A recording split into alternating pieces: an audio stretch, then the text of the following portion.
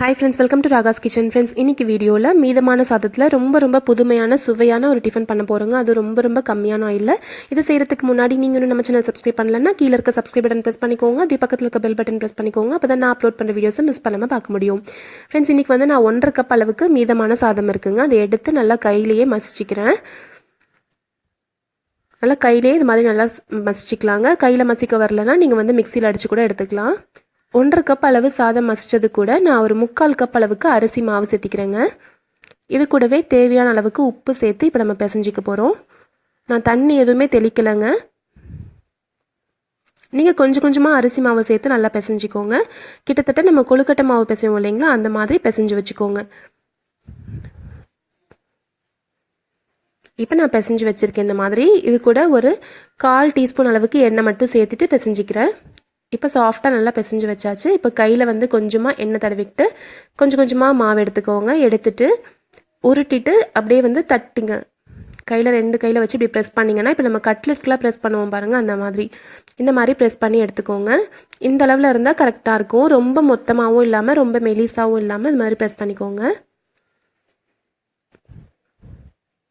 பாருங்கள், இந்த மாதிரி இந்த அளவுக்கு மாவு எடுத்துக்கோங்க. 2 கைக்கு நடுவில் வச்சு இந்த மாதிரி உருட்டிட்டு இப்படி ப்ரெஸ் பண்ணுங்கள், அவ்வளோதான். இதே மாதிரி இப்போ எல்லா மாவுலையுமே நம்ம வந்து எடுத்துக்கலாம், செஞ்சு வச்சுக்கலாம்.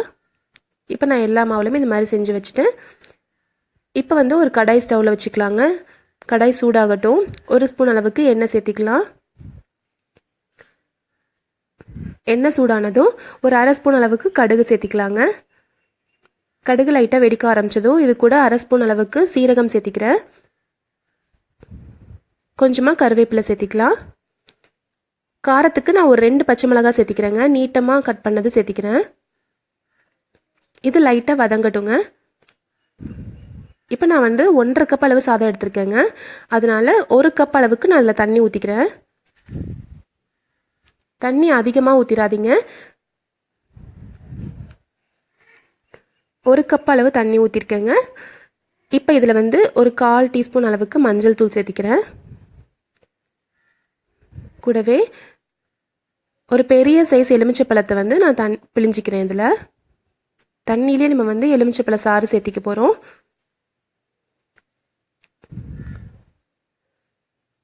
இந்த மாதிரி தண்ணியிலே பிழிஞ்சு விட்டுருங்க. இப்போ தண்ணி நல்லா கொதிக்கட்டுங்க. இது கூட இந்த கொஞ்சமாக மட்டும் உப்பு சேர்த்திக்கோங்க. இந்த தண்ணிக்கு மட்டும் நம்ம உப்பு சேர்த்துனா போதும். கொஞ்சமாக உப்பு சேர்த்திக்கோங்க. இப்போ தண்ணி நல்லா கொதிக்க ஆரம்பிச்சிருச்சு.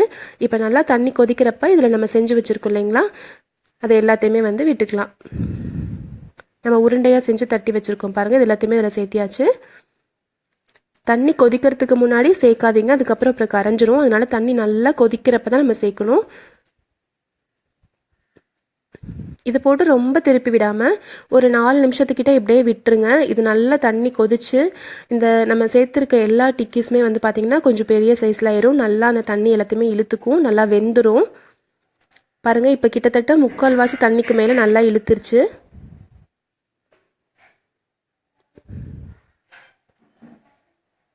அடியில் கூட ஒட்டலைங்க, நல்லா ஈஸியாக வெந்துருச்சு பாருங்கள். இப்போ கொஞ்சமாக தண்ணி ஒன்று எக்ஸ்ட்ரா இருக்குது, அவ்வளோதான்.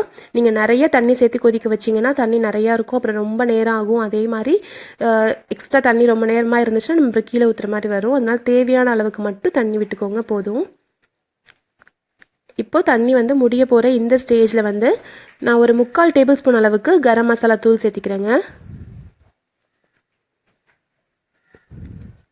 கரம் மசாலா தூள் சேர்த்திட்டு லைட்டாக எல்லா பக்கமே படுற மாதிரி இப்படி திருப்பி விட்டுக்கோங்க எல்லாமே.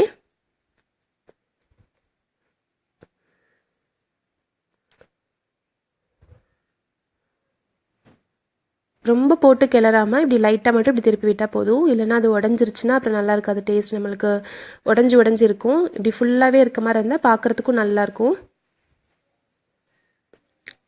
இப்போ நம்ம ஃபுல்லாக எல்லா பக்கமே படுற மாதிரி கிளறி விட்டாச்சு. இப்போ கொஞ்சமாக கொத்தமல்லி தழை கட் பண்ணது சேர்த்திக்கலாம். சேர்த்திட்டு நம்ம ஸ்டவ் ஆஃப் பண்ணிடலாங்க.